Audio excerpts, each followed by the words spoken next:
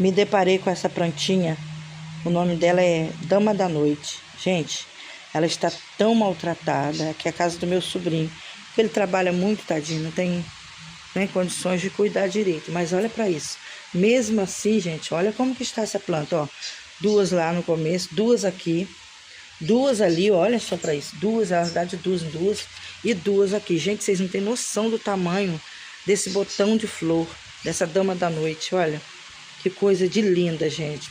Ô dó, né? Eu vou cuidar dela. Eu espero que vocês gostem. Beijo no coração. Fica com Deus.